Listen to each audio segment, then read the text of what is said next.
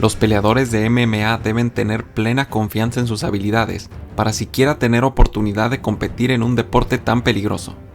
Hemos visto a varios de los peleadores más exitosos de la UFC teniendo enormes niveles de confianza que probablemente los ayudan a triunfar en un deporte tan complicado donde los atletas no pueden permitirse dudar de sí mismos en ningún momento. Pero estas enormes autoconfianzas son puestas en una difícil posición ante una derrota, y a lo largo de los años, muchos peleadores han usado excusas extrañas y creativas para justificar sus fracasos. Esta es una lista de algunas de las peores excusas en la historia de la UFC. Si disfrutan el video, les agradezco que le den me gusta, porque esto ayuda a que YouTube lo muestre a más personas. Sin más preámbulo, empezamos. Esto es MMA en español, y estas son algunas de las peores excusas de la historia de la UFC. Número 5. Tito Ortiz y su cráneo roto. Tito Ortiz fue instrumental en el éxito inicial de la UFC y fue una de las figuras más reconocidas de los primeros años de la compañía. Pero Ortiz no solo se caracterizaba por sus peleas agresivas, sino también por poner excusas extrañas y anunciar lesiones sospechosas para justificar sus derrotas. En su derrota contra Chuck Liddell en UFC 66, dijo tener un pie roto, lo cual es muy posible y parece ser una excusa lógica. Pero en UFC 106, Tito Ortiz dio una de las excusas más graciosas y absurdas de la historia de la UFC. Ortiz estaba en una racha de varias derrotas consecutivas y enfrentaría al veterano Forrest Griffin. Griffin consiguió una decisión dividida, conectando más golpes que Ortiz, quien al final del combate dio una entrevista en el octágono que dejó a los aficionados incrédulos.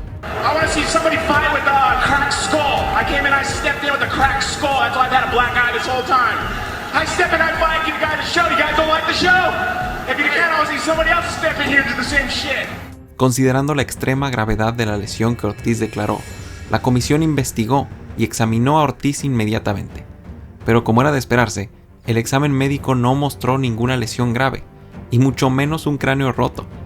Así que las declaraciones de Ortiz se volvieron un chiste común en la comunidad de MMA. Años después, Ortiz perdería otra vez ante Griffin, y esta vez lo atribuiría a una cirugía de meniscos, lo cual es lógico, aunque muchos peleadores atraviesan cirugías a lo largo de su carrera. Pero no solo su rodilla fue culpada por la derrota, sino que también culpó a su exesposa por su racha perdedora, que en ese momento era de 7 derrotas en sus últimas 9 peleas. Ortiz continuó en su eterna carrera, y su cráneo roto sigue siendo objeto de chistes hasta la fecha. Número 4. Joanna Jędrzejczyk contra Rose Namajunas. Joanna Jędrzejczyk tuvo una etapa en su carrera en la que parecía invencible en la división de peso paja. Estaba invicta en la compañía, con 8 victorias seguidas, y realmente haciendo ver mal a sus rivales. Esta aura de invencibilidad era tan fuerte que cuando su primera derrota llegó, nadie podía creer que había pasado. Nadie, incluyéndola a ella misma. En UFC 217, en el 2017, Joanna fue sorpresivamente noqueada por la gran golpeadora Rose Namajunas, que era muy desfavorecida en casas de apuesta. Joanna no le dio gran crédito a Rose por la victoria y atribuyó su derrota a un difícil corte de peso que la dejó sin energía para la pelea. Honestamente, esa es una buena excusa y es muy posible que en verdad el corte de peso le haya cobrado un alto precio durante la pelea. Pero el problema vino cuando Joanna recibió una revancha inmediata y volvió a perder con Namajunas. Esta vez por decisión unánime, en 5 rounds entretenidos, con varios intercambios de golpes. Esta vez Joanna se quejó de la decisión y dijo que la comisión del estado de Nueva York era muy joven y apenas estaban aprendiendo a calificar peleas de MMA. El problema es que los jueces eran traídos de fuera y tenían bastante experiencia. Además, 18 de los 22 medios periodísticos más importantes de MMA también calificaron la pelea para Namajunas. Joanna perdió bastante popularidad con los fanáticos por darle poco crédito a su rival y continuar diciendo que ella era la mejor peleadora de la división, a pesar de sus 2 derrotas seguidas. Afortunadamente, Joanna se recuperó y probablemente tuvo la mejor pelea de la historia de las MMA femeniles a inicios del 2020. Cayó por decisión dividida tremendamente apretada contra Zhang Weili, y a pesar de que esta decisión fue cerradísima y algo controversial, esta vez Joanna felicitó a su rival y no tuvo excusas o reclamos al respecto. Así que recientemente ha vuelto a estar en buenos términos con los aficionados. Número 3. BJ Penn contra George St. Pierre. Todos sabemos que BJ Penn fue una leyenda del deporte y parecía imparable durante sus mejores años, pero honestamente parecía tener problemas para aceptar sus derrotas. En UFC 94, BJ Penn se enfrentaría al campeón de peso welter, George St. Pierre, en una de las peleas más esperadas de la historia de la compañía. Penn era el campeón de peso ligero en ese momento y estaba buscando ser el primer peleador de la historia en sostener 2 cinturones al mismo tiempo. Durante la pelea, St. Pierre usó su lucha y control en el suelo para dominar a Penn, quien se retiró de la pelea entre el cuarto y el quinto round. Y así, el campeón de peso welter retuvo el cinturón. Pero lo que vendría después desataría un gran escándalo en la comunidad de MMA. Entre el primer y segundo round, el coach de Muay Thai de St. Pierre le aplicó vaselina en el rostro, una práctica muy común para prevenir cortes. Pero la controversia estuvo en que limpió la vaselina restante de sus manos en los hombros de St. Pierre. Penn entonces presentó una queja ante la comisión del estado de Nevada, diciendo que St. Pierre había usado la vaselina ilegalmente. La cantidad de vaselina claramente no era suficiente para tener un impacto significativo en la pelea, pero aún así, Penn consultó un equipo de expertos y peleó el caso ante la comisión. 4 semanas después, la comisión descartaría su apelación, y el único cambio real que provocó fue que la UFC introdujo cutmans independientes que ahora aplican la vaselina a los peleadores para evitar controversia. Penn continuó siendo un gran peleador, pero históricamente nunca tomó muy bien sus derrotas. Criticó el estilo que Nick Diaz usó para vencerlo, e incluso acusó a George St. Pierre de usar esteroides, a pesar de no tener ninguna evidencia al respecto. Número 2. Sean O'Malley y la tobillera letal. En una de las peleas más comentadas del 2020, Sean O'Malley perdió su invicto ante Chito Vera después de una patada que cayó exactamente en el nervio peroneo y le quitó a O'Malley el control sobre su tobillo, haciendo que terminara en el suelo y fuera finalizado rápidamente por su rival. O'Malley dijo que Chito Vera tuvo suerte y que únicamente perdió por el problema con su pie. En defensa de O'Malley, vemos cientos o tal vez miles de patadas a las piernas cada año, y es muy raro que una patada caiga en el punto exacto en el que puede desactivar una pierna por completo.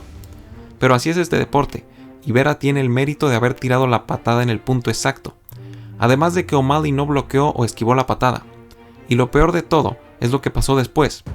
Cuando O'Malley cayó al suelo, parecía un pez fuera del agua, y le tomó a Vera solo segundos terminarlo, con 2 fuertes codazos y un golpe de martillo, que lo dejó prácticamente inconsciente por un segundo. Un tobillo inservible puede ser una excusa para caer al suelo, pero ¿cuál es la excusa para no tener defensa en el suelo y no sobrevivir ni 20 segundos? Sean pudo haberse retirado en silencio y trabajar en bloquear patadas, o admitir que su defensa en el suelo fue muy deficiente, pero en vez de eso, hizo varias declaraciones en su podcast, donde culpaba a su tobillera, y esto lo hizo quedar muy mal con los aficionados. About 5 minutes before they said, all right, we're gonna walk, I'm like, hey Brandon, do you think you could fucking loosen up my ankle brace? It's like fucking tight. So he's sitting in the back, loosening up my ankle braces, because they were so tight. And I remember dragging my foot up against the cage, like, fuck. Even still, didn't feel in danger. En ningún momento le dio crédito a Chito, e incluso dijo que le dolía haber perdido con un peleador que apesta. God, I lost to someone who I look at is not very good. I look at him and I'm like, he's not that good. That's what's the most frustrating thing, probably. Is just losing to someone I'm better than. Like, okay, let's look at his career. In 5 years, let's look at mine. I'm gonna be fucking world champion. He's gonna be a fucking journeyman. That's just what his style is. He wins some, he loses some. He gets lucky and beats me and jumps up like he's fucking won the lottery. Pero por mucho lo peor de todo fue que él y su entrenador repitieron que Sean no había hecho nada mal. Did everything right. I can't look back on that and be like, well, I could have done that better. I did everything right. There was nothing I did wrong. The sparring, the training, the fucking eating, the sleeping, everything I did was fucking right. That's the thing I don't like about fighting that much. It's not like you can do everything right and not win. Esto es lo más preocupante de todo. Esperemos por el bien de Sean que no crea que realmente hizo todo 100% bien, porque un tobillo dañado no te hace recibir codazos y golpes en el suelo hasta quedar inconsciente. Si desperdicia el aprendizaje que podría sacar de esta derrota, es muy posible que vuelva a caer en los mismos errores en el futuro. Como mención honorífica, tenemos a Deontay Wilder, que únicamente no puede estar en nuestra lista por no ser un peleador de MMA, sino de boxeo, pero que probablemente tuvo la excusa más absurda de toda la lista. En su revancha contra Tyson Fury, Wilder fue terminado por el peleador de Gran Bretaña después de varios rounds de dominio total de Fury. Wilder declaró que había perdido por haber entrado al ring con un atuendo muy pesado, de 18 kilogramos, que tuvo puesto por varios minutos, y así desgastó sus piernas hasta no ser capaz de moverse bien en la pelea. Wilder mide 2 metros y pesa 96 kilogramos. Aquí está una persona que no es campeón mundial de boxeo, haciendo barras con un chaleco de 18 kilogramos de peso. Así que es difícil pensar que 10 minutos de tener eso puesto le costaron a Wilder su campeonato mundial. Y número 1. Karo Parisyan es demasiado talentoso para entrenar. Existen los peleadores con exceso de confianza, pero ninguno como Karo Parisyan. Para el 2008, el nativo de California tenía un buen récord de MMA, con 18 victorias y 4 derrotas. Tenía victorias por decisión ante Nick Diaz y Matt Serra, pero Parisyan luego daría una excusa aún más extraña para justificar su derrota. Dijo que era demasiado talentoso para entrenar. Declaró: "Mi peor enemigo siempre ha sido que soy demasiado talentoso para entrenar, y ahora eso me está cobrando la cuenta. Tengo que empezar a entrenar o esos tipos empezarán a alcanzarme". Esta es una de las razones más extrañas para justificar una derrota, pero por lo menos parece no faltarle autoestima. Esta no fue la única excusa de Parisyan. En su derrota contra Diego Sánchez, dijo que el problema fue que su guardia bucal no estaba bien ajustada. Estas fueron 2 de las excusas más extrañas y creativas de la historia, y más tarde en su carrera, Parisyan sería liberado por la UFC después de dar positivo por varios analgésicos. ¿Cuál te pareció la peor excusa y cuál nos faltó? Déjalo en los comentarios. Gracias por darle me gusta al video y suscribirse para ver contenido similar. Que tengan un buen día y que Dios los bendiga.